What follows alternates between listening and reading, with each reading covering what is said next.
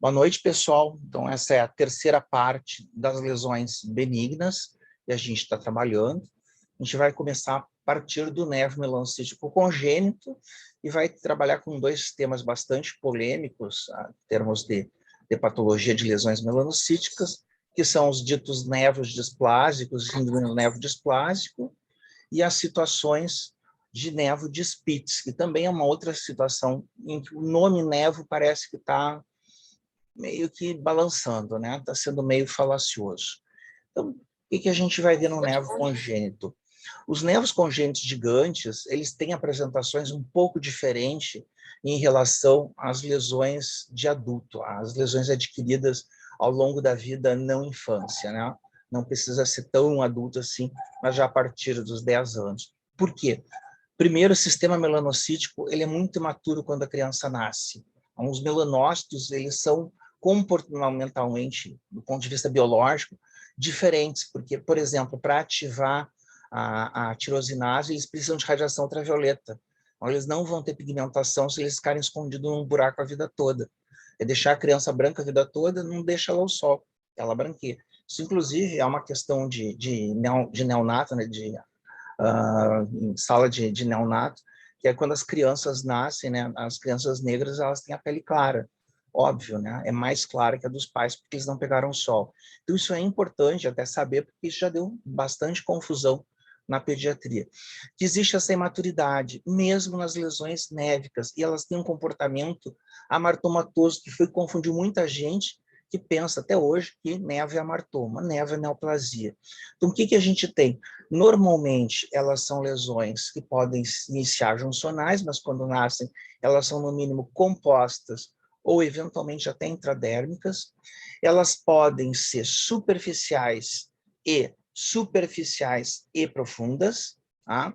Essas profundas podem se localizar no tecido adiposo hipodérmico e longe dentro do hipoderma, que é uma coisa que a gente não vê em névoa adquirido comum. E eles podem fazer fenômenos proliferativos. Então, o que vocês têm nesses nervos vestimentares são essas lesões em que a gente tem uma proliferação chamada de clonal. Por quê? Porque ela forma um grupo homogêneo entre si, porém distinto das células ao redor. Onde deveria ter células C, vocês veem que as células são miúdas ao redor, vocês têm um agrupamento de células jovens, células tipo A. Isso acontece em adultos também, é chamado de nervo melanocítico clonal e é extremamente raro. Mas na criança, no recém-nascido com nervo congênito gigante vestimentar, ele é chamado de nódulo proliferativo. E é impossível, de qualquer maneira, separar um nódulo proliferativo de um melanoma intranervo. Tá? É uma das coisas assim, terríveis. E aí se usa algo pavoroso, que eu acho detestável, que se chama critério biológico. Que critério biológico? É a história natural. Se o paciente viver e morrer com 90 anos, não vai dar melanoma. Se ele fizer melanoma com 10, 20, 30 anos de idade, então aquele nódulo proliferativo não era nódulo proliferativo, era melanoma. Vocês entendem? Vai dizer isso para um pai e para a mãe, espera 40 anos se ele morrer. Putz, isso é muito cretino, né? Pra caramba. Então, essas situações, elas são situações relativamente comuns e que muitas vezes são constrangedoras para a gente também, porque eu não sei como explicar isso. Porque é a sorte está lançada. E não significa 1, 2, 3 anos, é 30, 40 anos de evolução. Eu tive um paciente na Santa Casa que foi morrer com 34 com metástase cerebral. Então, é terrível. Se diz que as lesões sobre a coluna e região cefálica são de pior prognóstico. E se sabe que de 1 a 6% dos nervos gigantes vestimentares fazem melanoma. Por outro lado, 94, 99% não fazem. Como é que a gente vai prever isso, né? Qual é o equivalente preditivo? Não temos. Tá? Não é alguma coisa. Existem tabelas de risco, mas elas funcionam parcialmente. Então, esse é um nódulo proliferativo, em que vocês veem claramente células do tipo B e, ao mesmo tempo, esses grupos otecas de células epitelioides grandes, com citoplasma amplo, com 1 ou 2 nucleolos visíveis, e que eventualmente pode ter até mitose. É um filme de terror. Não existe marcador imunistoquímico, não existe citometria de fluxo, não existe análise por laser, o que for, não existe. análise genética, todos eles dão furada, porque eles podem dizer que é melanoma, que é névoa, e evoluir da forma que for evoluir. Então, o nódulo proliferativo é um nó na cabeça do patologista, e muitas vezes termina indo a juízo. Névoa de Sutton, do Sutton, Richard Sutton pai, são dois Richards, né, pai e filho. O filho, eu já falei para vocês, é o único dermatologista cego da história, ele perdeu a visão ao longo da carreira e continuou dando aula de memória, né? O névoalo é uma discromia vitiligoide ao redor de uma lesão geralmente composta, quase sempre em pacientes entre adolescente médio e jovens antes dos 30 anos. Não é tão comum em criança e adolescente novo, assim, 12 anos, a gente não vê tanto.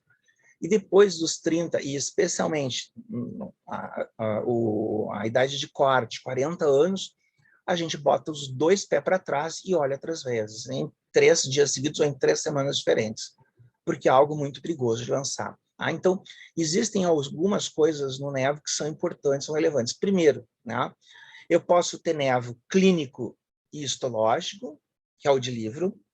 Eu posso ter clínica sem histologia e eu posso ter histologia sem clínica, que é o que eu chamo nevo melanocítico composto com fenômeno de halo histológico.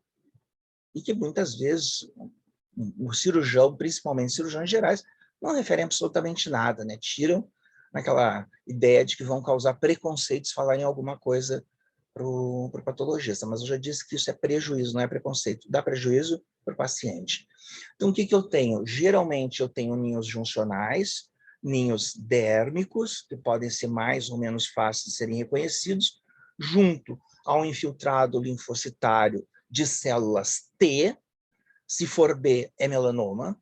Então, a gente pode fazer avaliação imunistoquímica, em que essas células têm uma distribuição simétrica, não epidermotrópica e homogênea. Ela vai formar uma faixa com um padrão liquenoide, de interface liquenoide largo. Então, é interessante, porque se tiver muito infiltrado de um lado e pouco de outro, isso é um melanoma em regressão.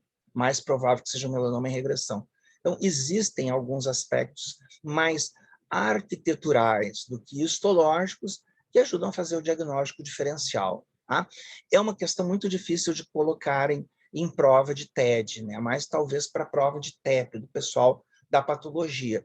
E uma coisa interessante, né, é que é fazer imunistoquímica. A gente pode fazer a marcação dos linfócitos T, um CD3, né, que é um PAN-T, e a gente pode fazer o negativo, que é a marcação dos linfócitos com um marcador tipo S100, HMB45, ou o meu queridinho do momento, que é o SOX10. Porque a gente vai ver os ninhos já acomodados de maneira simétrica. Vou mostrar maturação, vou mostrar a diminuição do tamanho da célula de uma maneira mais clara, porque ele vai dar marrom contra um fundo azul, e aí o nevo fica muito evidente. Então, vocês veem que ele tem esse padrão de interface liquenoide, não epidermotrópico, pode ter incontinência pigmentar, simétrico e basicamente de linfócitos T. Dizem que não tem aquelas reações estromais, vasos dilatados, formação de fibrose ao redor das papilas dérmicas, que a gente vê nas situações ditas displásicas e melanoma. E aí vocês têm um ninho, né, difícil de enxergar às vezes, e vocês veem o ninho aqui no S100, uma coloração de S100, que está hiper legal, e vocês veem o destaque, ela fica muito evidente, e ela está até cortada, né, septada, pelo infiltrado inflamatório, isso aí é normal. Vocês veem que as tecas estão bem bonitinhas, estão diminuindo um pouquinho de tamanho, mas são bem homogêneas, que é uma coisa bastante boa. Uma outra variação pequena, que eu vi agora há pouquíssimo tempo, é uma lesão muito difícil de ver na histologia, foto boa, ela não gera foto boa, são chamados nevos melanocíticos de Meyerson, descrito em 1971. É interessante porque não se sabe se são pacientes atópicos, né, paciente com perfil atópico, viés atópico, e que eles fazem uma eczematização em cima do nevo lá pelas tantas. E aí os nevos ficam eritematosos, com escamocrostas, e histologicamente eles vão fazer justamente essas alterações espongióticas. Então, é uma coisa interessante, porque vocês podem ter a dupla nevoexema. Isso tem nome, é nevo de Merson. Geralmente a clínica é mais interessante do que a histologia. As histologias, às vezes, são bem pobres. Uma situação também bastante importante, especialmente quando não é referida à história, que é a base do doutorado da doutora Renata Heck, né? Fez justamente em nevos de padrão recorrente. Eu gosto de dizer de padrão recorrente, porque eu não gosto de nevo traumatizado. Alguns pacientes não gostam desse termo, porque às vezes acham que tu está duvidando de manipulação, pensando em manipulação. E muitas vezes também não tem trauma, às vezes até pode ser imunidade, autoimunidade, destruindo o nevo.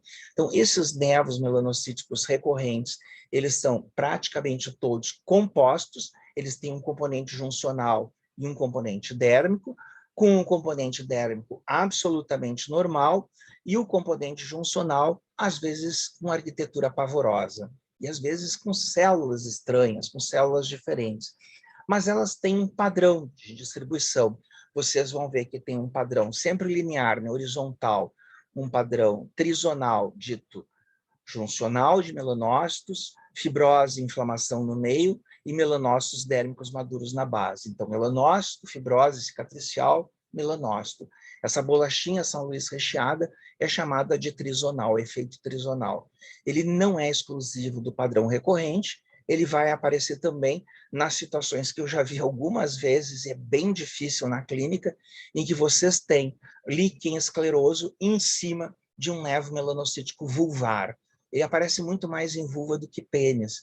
E é interessante porque, clinicamente, os ginecos ficam apavorados, fazem, às vezes, vulvectomia parcial, tiram grandes pedaços para lesões que poderiam ser diagnosticadas até pela dermatoscopia, apesar da dificuldade de trabalhar na região da vulva, né? A região que tem muita dobra, a gente tem um problema muito grande.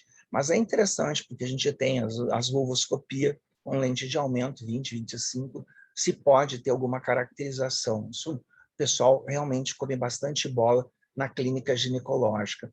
Já na dermato, o reconhecimento do líquen escleroso facilita a vida, né? Muitas vezes vem aquele padrão I8 clássico do líquen escleroso anogenital, mata charada, lesão melanocítica, antrolite gaiata, e ela vai fazer esse padrão trizonal, junção, fibrose e melanócitos dérmicos. Vocês têm ali o padrão juncional, que ele é um padrão linear não pagetoide. Lembrar que esses padrões lineares, que são chamados de lentigos ou lentiginoides, eles ocorrem no lentigo maligno, que vai ter elastose, ou em pele acral, que vai ter características de pele acral. Vocês têm um padrão diferenciado, por exemplo, num nevo de tronco. Grande problema é quando esses nevos ocorrem em pele fotodanificada ou em área acral. Aí vocês realmente podem dançar, tá? Porque para quem começa, é muito difícil enxergar isso. E essas células juncionais, elas podem ser muito feiosas, assim, muito fora do habitual, grandes, irregulares, com dendritos bastante aparentes, com retenção de pigmento, que é uma coisa estranha na junção, com formação de grumos grandes de melanina junto a um processo inflamatório subjacente. Às vezes a gente não enxerga lá que tem fibrose, que é incipiente, é muito pequeno. Tudo isso pode causar muita confusão. Então, quando a gente olha só a junção, a gente se perde, tem que olhar o conjunto trizonal. Porque, por exemplo, ela forma ninhos abasados, esses ninhos achatados, ela vai apresentar essas células com 2 dendritos, parece perninha, com essas células com núcleos hipercromáticos irregulares, mas lembrar, eles ficam situados na junção, sem dispersão para cima, eles não sobem como balão de gás. Tá? Então, bola de gás aqui não ocorre. Eles vão ficar sempre represados na área da junção, com essa tendência do ninho ficar achatado e distendido. Aqui embaixo, inflamação e melanofagia, né? Os macrófagos fagocitando alegremente a melanina. Bom, esse é o nevo clonal do adulto, né? Quando vocês têm um nevo adquirido comum, também não gosto de chamar de ordinário, e que vocês têm células A, células B linfocitoides, e cercando uma zona em que vocês têm células claras com padrão epitelioide, até diferente das células epitelióides lá de cima. Então, como elas formam um agrupamento, a gente tem a tendência de chamar esses grupos que são homogêneos entre si, distinto do resto da comunidade, de nevos clonais, de padrão clonal num nevo melanocítico clonal. No caso, nevo melanocítico intradérmico clonal. Tem que dar o nome inteiro para ficar, pelo menos, do meu ponto de vista, mais adequado. E dar uma boa ideia da clínica também para o dermatologista e para os outros clínicos. De novo, né? Ele falha na maturação, mas no adulto é só isso que pode falhar. Ele tem que ter simétrico, ele não pode ter estimularidade, necrose, ulceração, hemorragia, inflamação, especialmente linfócito B neutrófilo, nem pode ter mitose. Se tiver uma mitose, a gente já tem que pensar em melanoma intranevo. Existe, porque eu já vi alguns, tá? Não é uma coisa tão incomum assim. Aí, de novo, vocês veem as tecas, né, as formações arredondadas, e vocês veem que ele não tem absolutamente nada de diferente, né? Não é uma coisa tão extraordinária assim. Existem os nevos combinados, de diversas formas, 99% é um nevo adquirido de qualquer tipo, em cima com nevo azul no meio para baixo.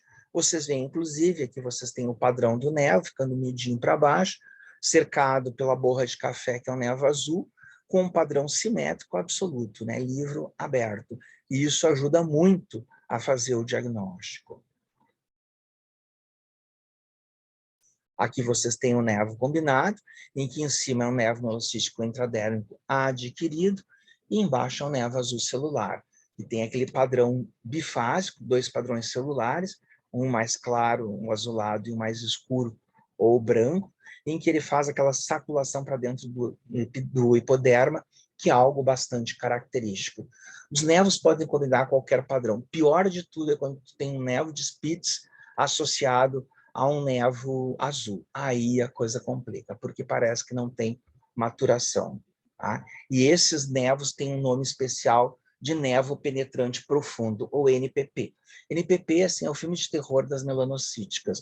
Vocês veem o padrão bifásico do nevo azul, com as tecas de células A e com as células tipo B dispersas, fazendo, né, um envelope ao redor dessas células. São nevos mais safadinhos, né?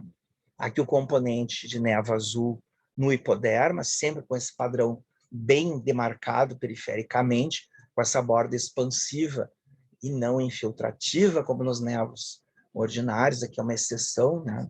Isso é importante. E aí a gente chega nos polêmicos, né? No mais polêmico de todos, que é o tal do nevo displásico, que eu botei em itálico, porque eu pessoalmente não aceito esse nome. Tá?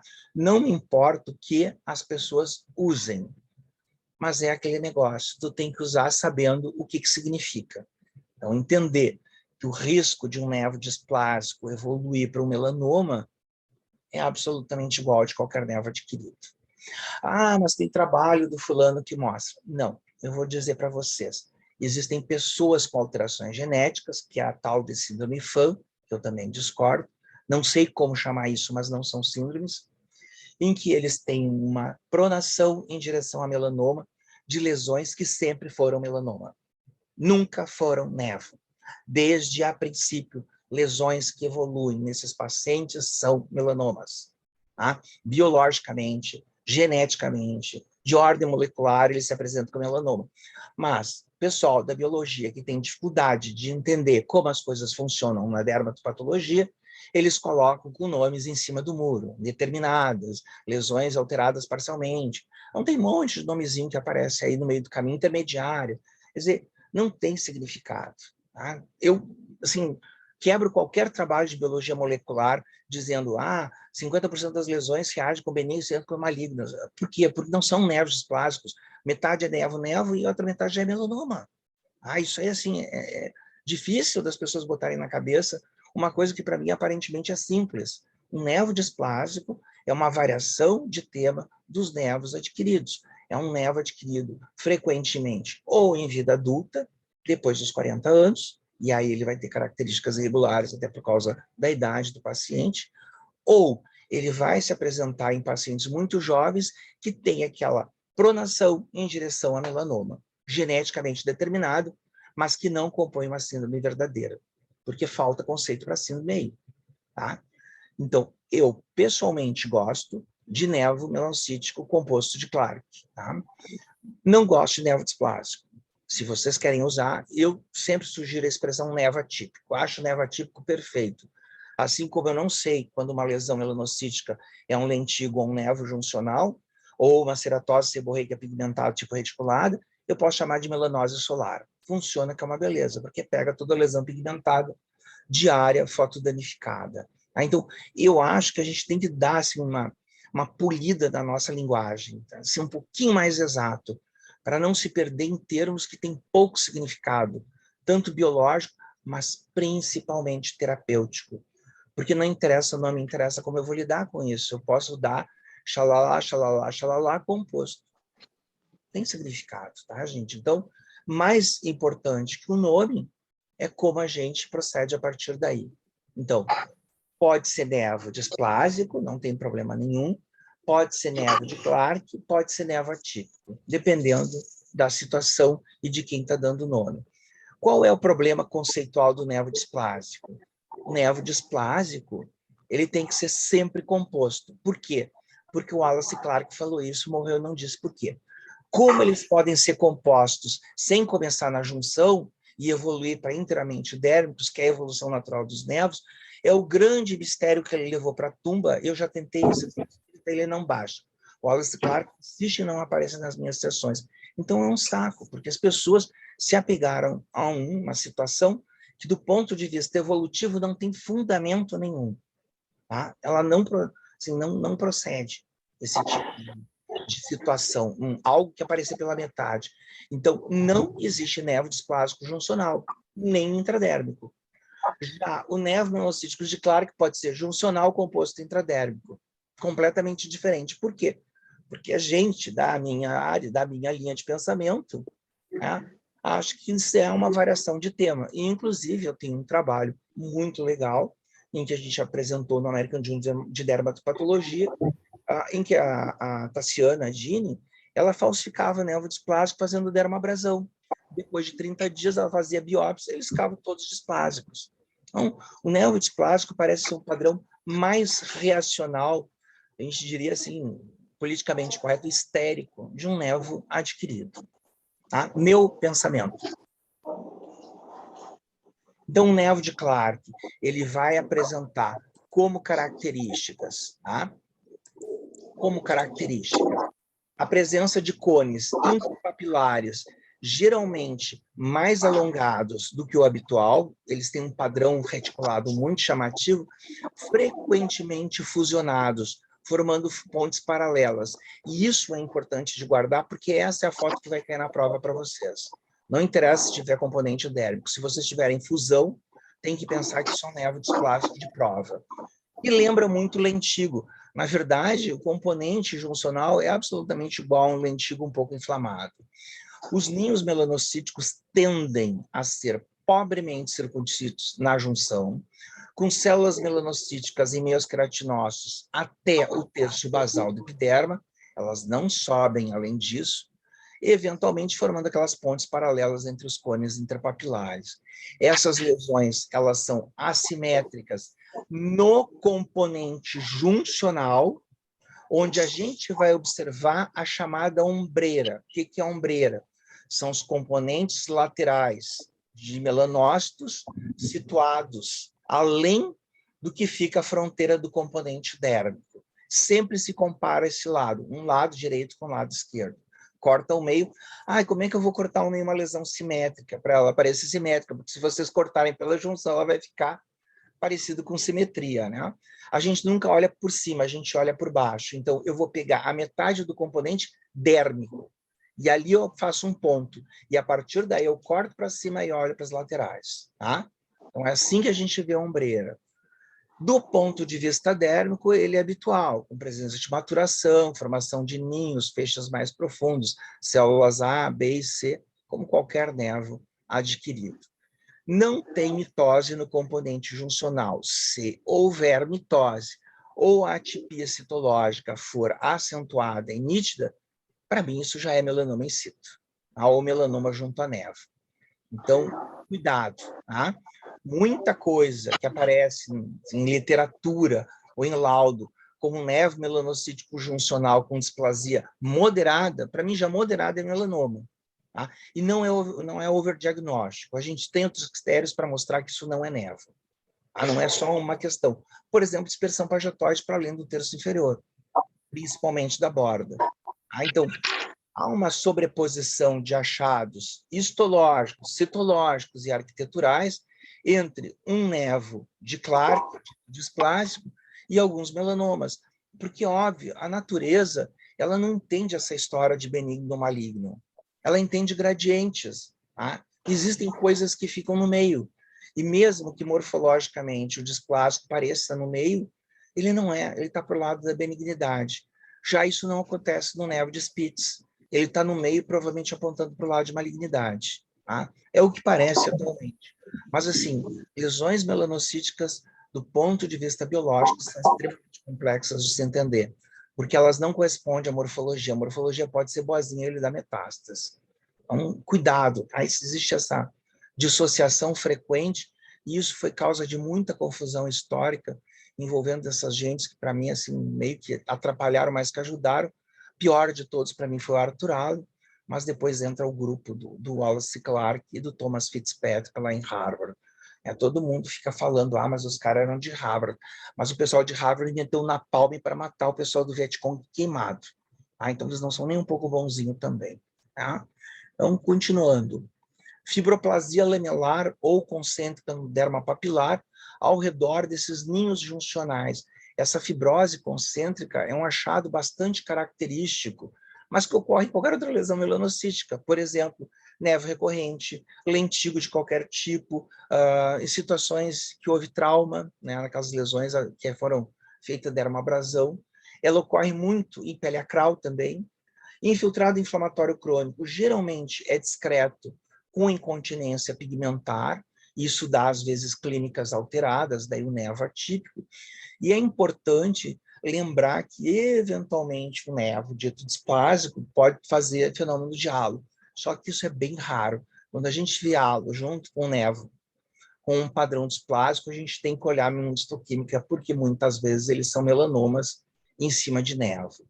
Então, essas lesões de Clark podem ser juncionais, compostas ou intradérmicas. Ao contrário, lesão originalmente descrita pelo Wallace Clark em 67, que ele chamou de nevo displásico, para mim, nevo melanocítico displásico, é uma lesão apenas compostas, em que se dá uma importância absurda para o componente juncional, e geralmente é mais largo, né, mais extenso que o dérmico, que vai ter aquela alteração das ombreiras, o shoulder, assimétrico, que é fundamento para fazer o diagnóstico, e infelizmente é esse ponto 8 que cai na prova, né? Esse item 8.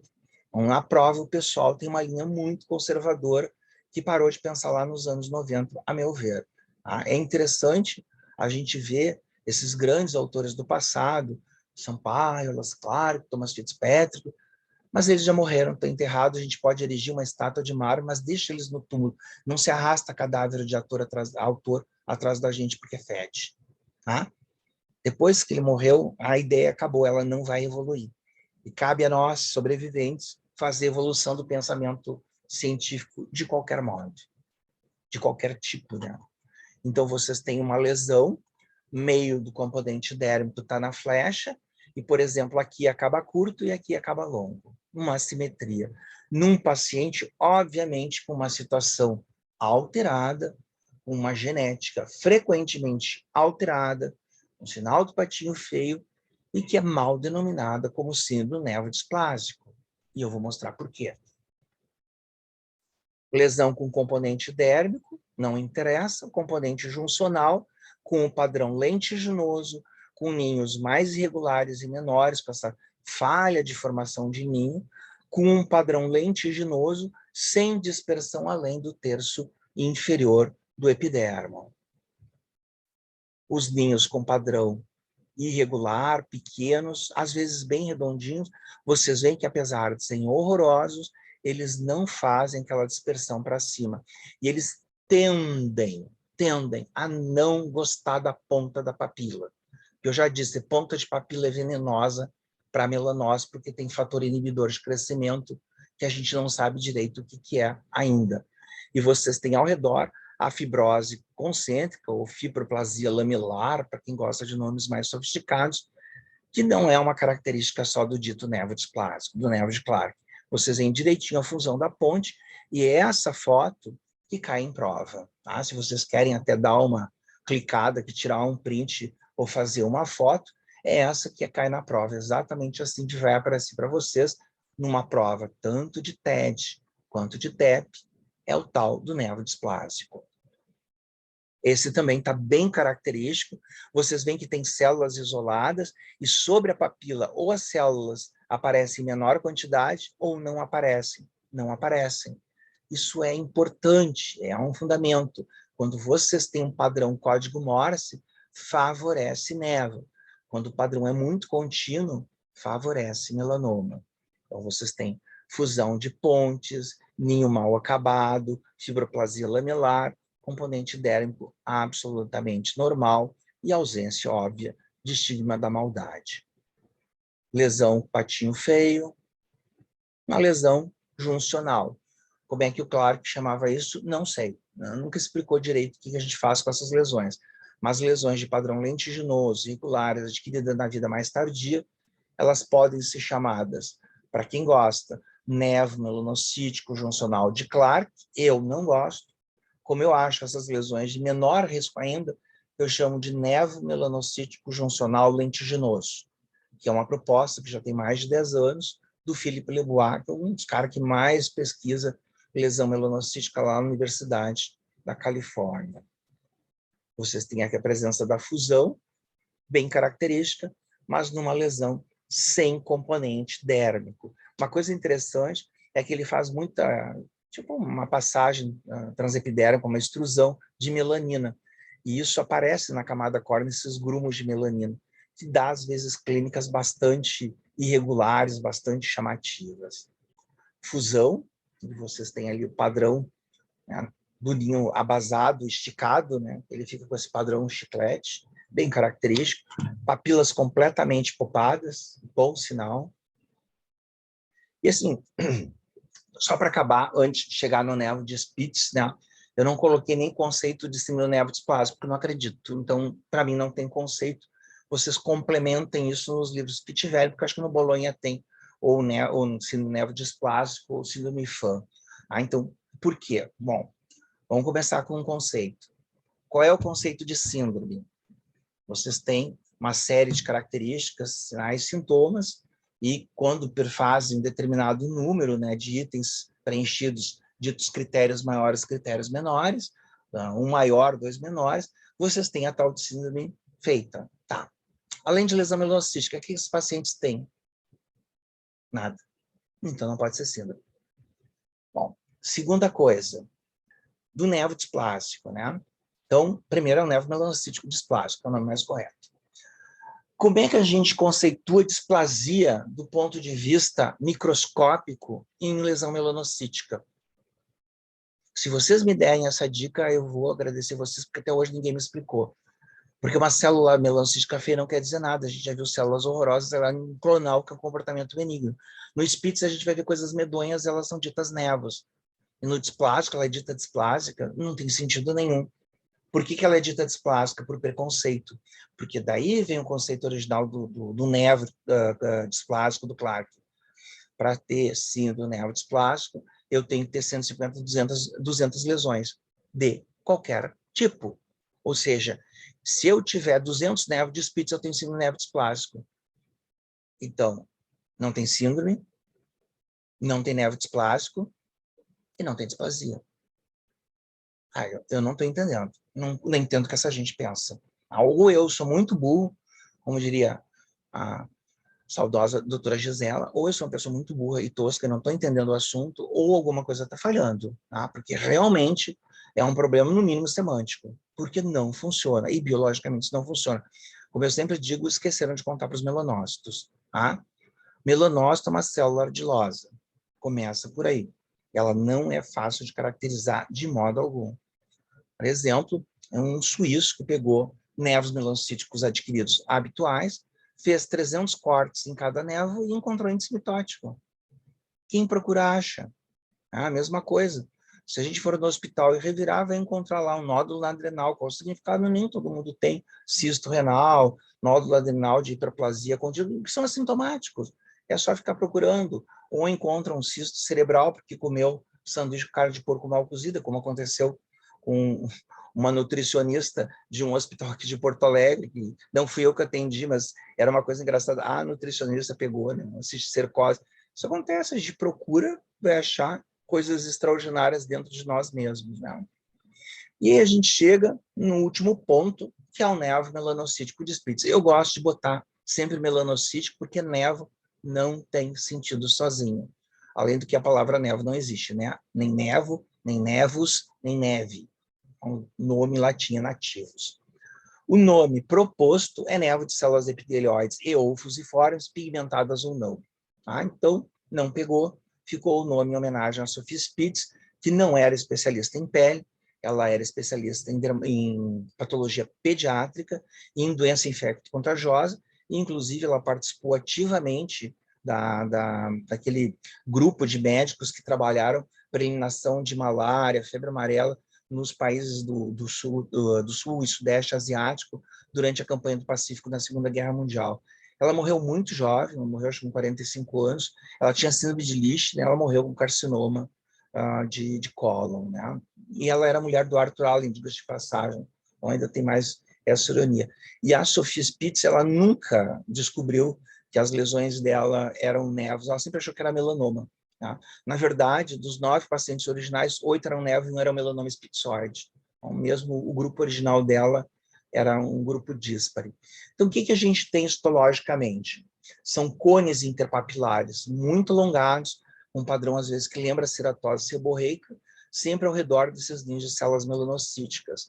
O que é típico, que separa uma lesão spitzoide em cima do muro de um nevo de Spitz clássico, é a demarcação nítida dos ninhos na borda lateral juncional, com uma silhueta absolutamente simétrica.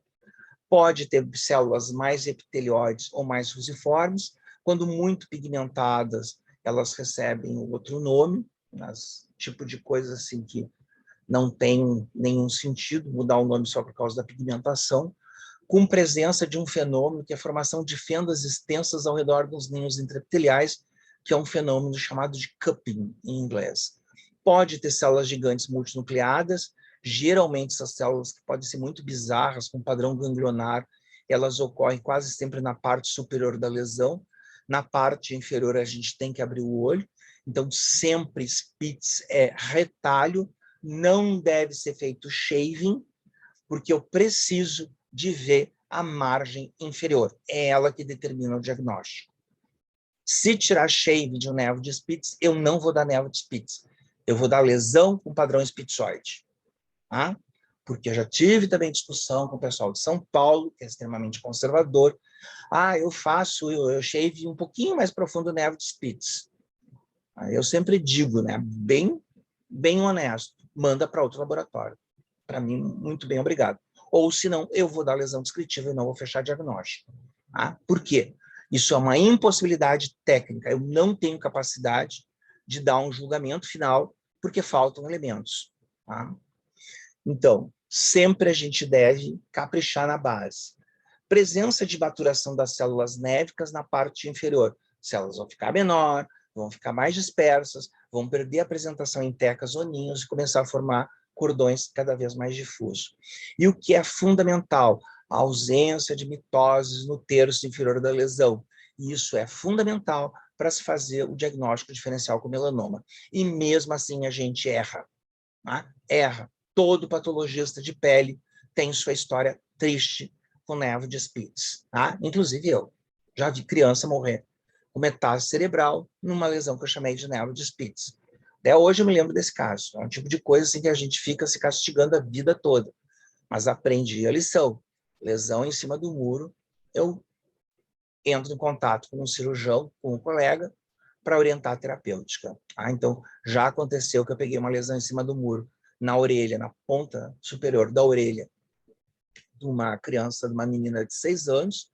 Eu não consegui chegar a uma conclusão, uma lesão spitzoide. A gente daí chama de tumores de Spitz e não de nevo. disse para o cirurgião que os critérios eram muito baixos para malignidade, que era uma lesão de provável comportamento benigno. E você sabe o que ele fez? Ele tirou a orelha inteira dessa menina. Então, eu estou esperando até hoje, isso já faz 16 anos, eu estou esperando até hoje essa menina me processar. Tá? Porque realmente as pessoas fazem coisas terríveis nas lesões melanocíticas. E eu falei com o cirurgião. Tá? Eu vou começar a gravar essas conversas para levar para os juízes. Esse artigo já está bem antigo, já tem 10 anos, mas está muito bom ainda de ler sobre as lesões de Spitz e as lesões espitzoides, em que a gente tem, né, o background, o diagnóstico, história natural, comportamento e como a gente faz o manejo terapêutico. Isso é bastante atual. Né? Então, não mudou as coisas. Os tumores, né, as lesões em cima do muro de Spitz têm sido um diagnóstico desafiador do ponto de vista histológico e cada vez mais, né, implica numa nomenclatura mais adequada, tumor em vez de névoa, nas situações muito atípicas. A maioria dos critérios patológicos são pobremente preditivos do potencial de metástases nas lesões questionáveis e que a gente sabe que as situações, os critérios histológicos mais importantes é a atividade mitótica, mitoses próximo da base, o terço inferior, e inflamação. Alonefro de Spitz, a gente abre o olho. Né? Alguma coisa tem em imunistoquímica, citogenética, profile mutacional. As lesões de adulto a gente sempre tira. De criança, a gente pode, inclusive, não operar e acompanhar pela localização. Tem um caso famoso da doutora Helena Miller, lá de São Paulo, da Santa Casa de São Paulo. Essa criança tinha uma lesão de 6 centímetros na borda anal. E uma das opções era tirar a lesão inteira com perda de esfíncter. E aí? A conduta conservadora se acompanhou. Não deu para tirar a lesão inteira, se tirou uma parte, se acompanhou. Eu nunca ouvi falar que essa criança tenha evoluído, também é um caso de 20 anos. Linfonodo sentinela é extremamente controverso, e eu vou mostrar uma tabela pavorosa para vocês, que a gente cai duro quando vê ela. E o potencial metastático do Spitz nessas lesões em cima do muro tumorais, elas são absurdamente difíceis de determinar se é uma metástase ou uma colonização. E até hoje a gente está nesse nó, né? Já faz bons 21 anos, desde 2000, a gente não consegue resolver essa treta. As lesões, então, elas podem ser pigmentadas, com padrão pigmentadas embaixo, ou não pigmentadas, com padrões angiomatosos, com escamocrostas, e extremamente pigmentadas, elas são chamadas de névoa de Reed. Qual é a diferença de Spitz e Reed? É que o Reed é um Spitz muito pigmentado, só isso. Por isso que eu não gosto do termo névoa de Reed, tá? Acho que clinicamente pode chamar, mas histologicamente eu tenho uma tendência a chamar todos de Spitz, boto às vezes névoa de Reed entre parênteses. E na letra H vocês têm uma forma bastante rara, que é um padrão agminado, né? Que vocês têm uma mancha café com leite de background com múltiplos névoas de Spitz acima. São extremamente raros e realmente eu gostaria de ver o acompanhamento da história natural desses pacientes, porque eu acho que aqui tem genética misturada. Mas são casos absurdamente raros, em que vocês têm lesões simétricas, com bordas laterais extremamente bem demarcadas, sem alterações, estigma da maldade, necrose, ulceração, hemorragia, inflamação, linfócito B neutrófilo e mitoses, especialmente atividade mitótica no terço inferior da lesão.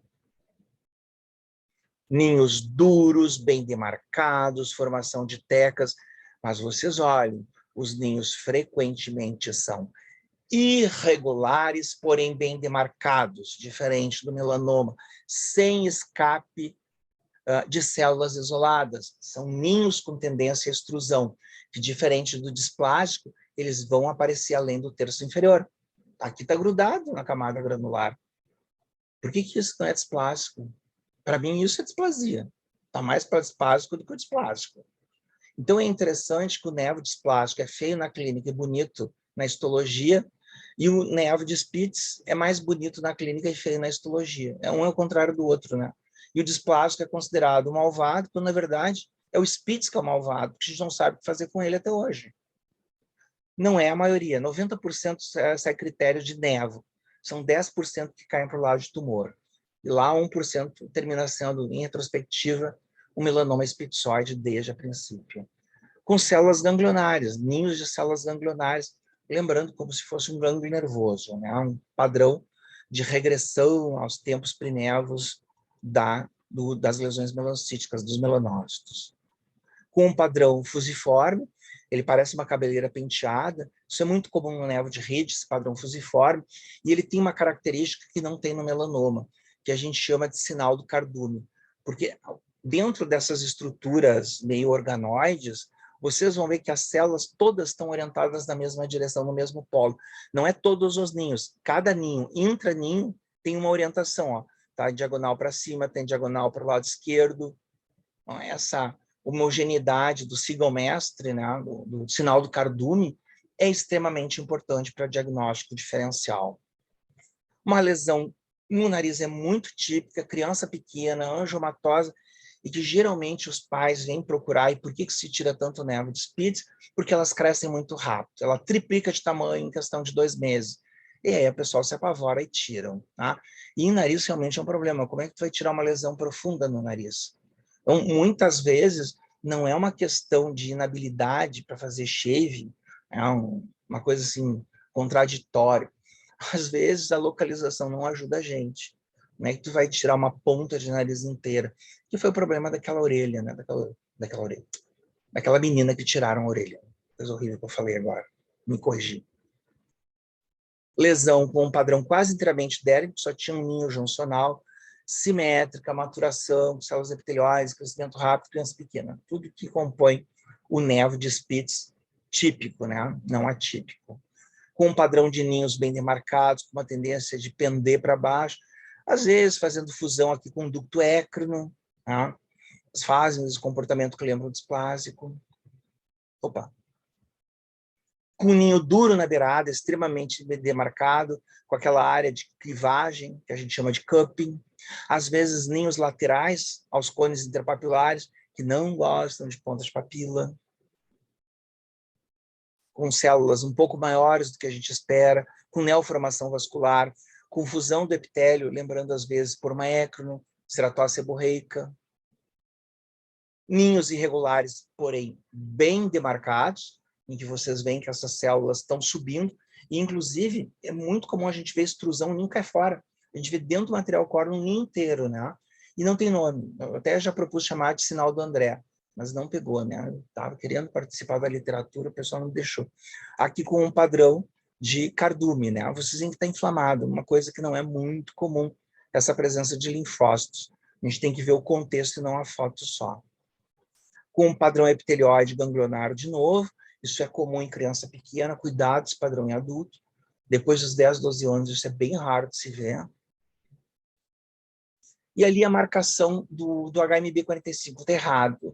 Esse aqui não é, desculpa, esse aqui é S100. Eu vou mostrar, acho que HMB45. O que é a maturação? É os ninhos ficarem menores. Nesse sentido aqui, não é a coloração.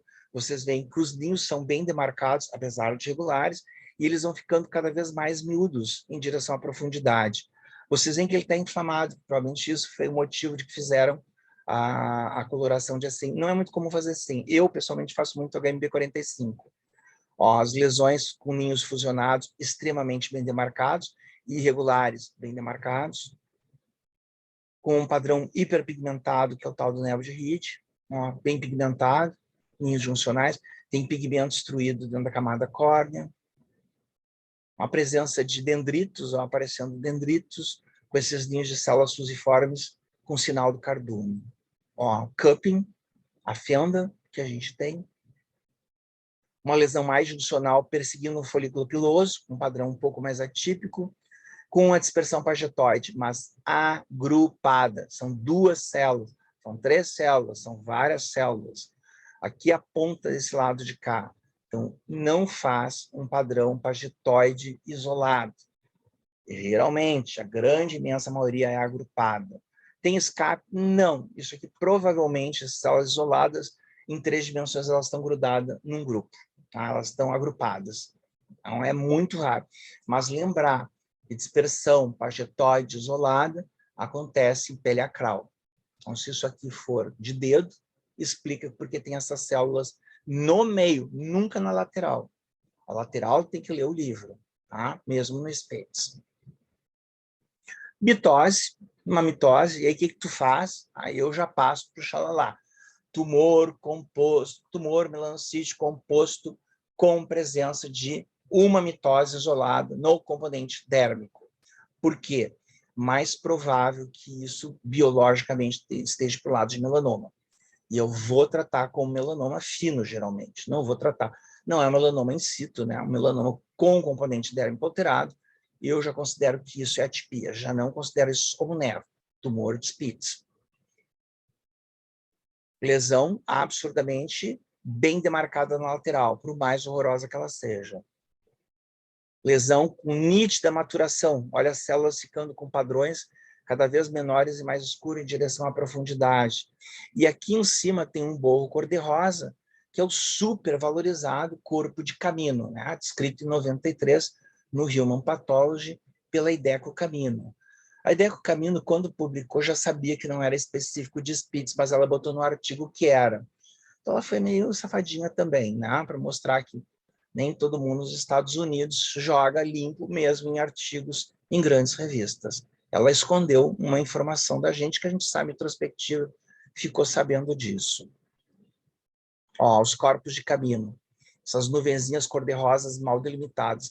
Isso não é corpo apoptótico, é fibra elástica degenerada.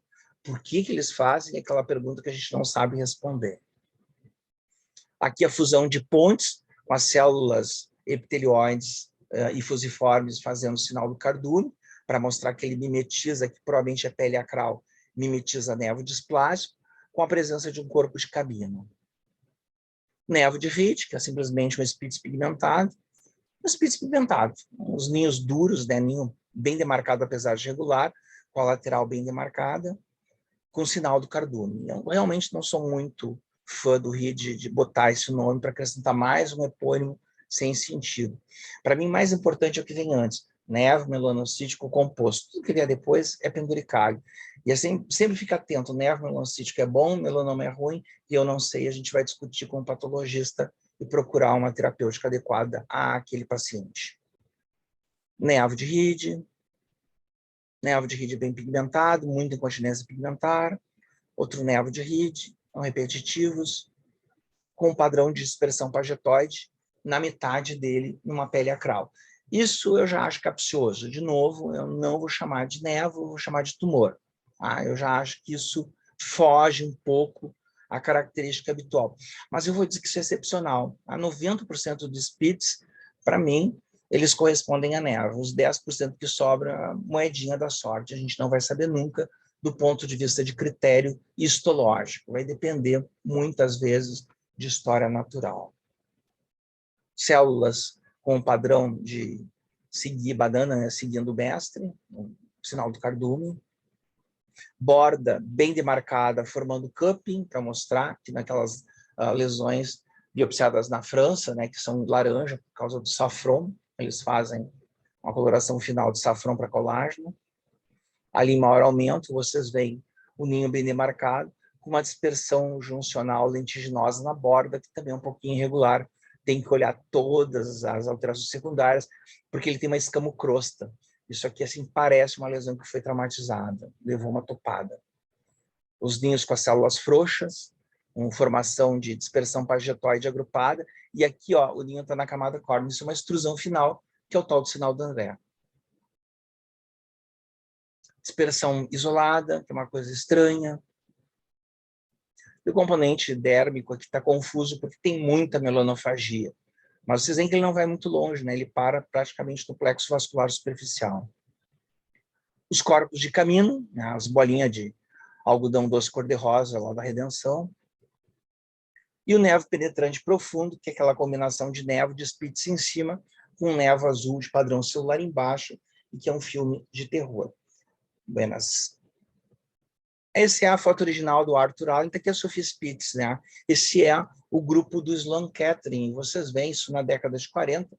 A Sophie que morreu por volta de 48, não lembro agora a data do falecimento dela, mas ela morreu bastante tempo atrás, dava para ver que o pessoal do laboratório se divertia bastante. Deixa eu contar duas histórias a respeito de névoa de Spitz, para vocês entenderem a dificuldade do ponto de vista histopatológico.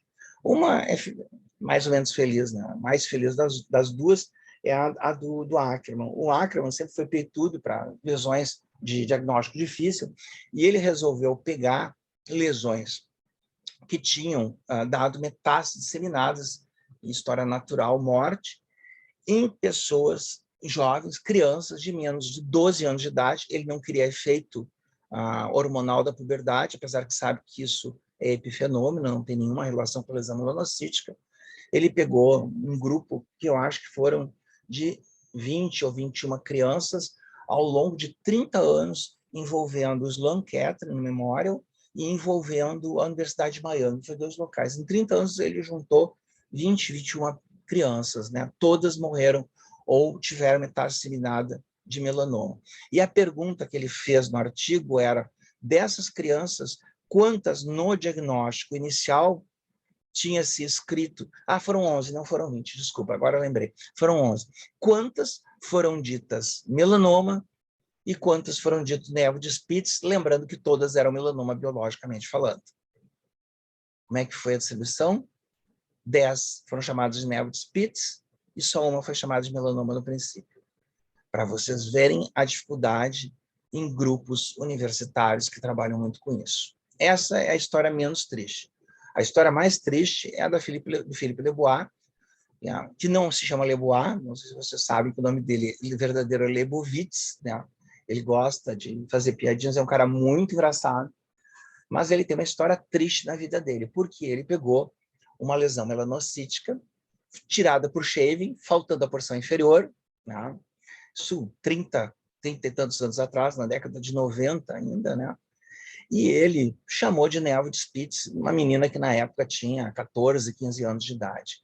Passou o tempo, quando já a moça estava com seus 18 anos, ela estava tomando banho e durante o banho ela mexeu no chuveiro.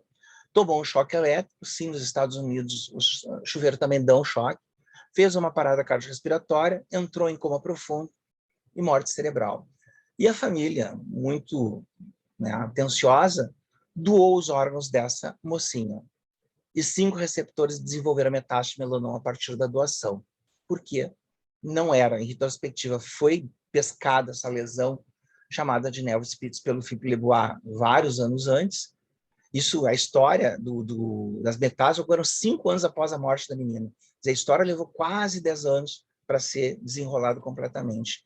Então, em retrospectiva, aquela lesão chamada de névoa Spitz, na verdade, era um melanoma spitzoide, porque faltava a porção inferior para fazer a análise. Só que isso não foi uma brincadeira, foi uma coisa que custou milhões de dólares para o Philippe Lebois, porque processaram ele. Ninguém vai levar em conta o fato da impossibilidade técnica se dar um julgamento adequado.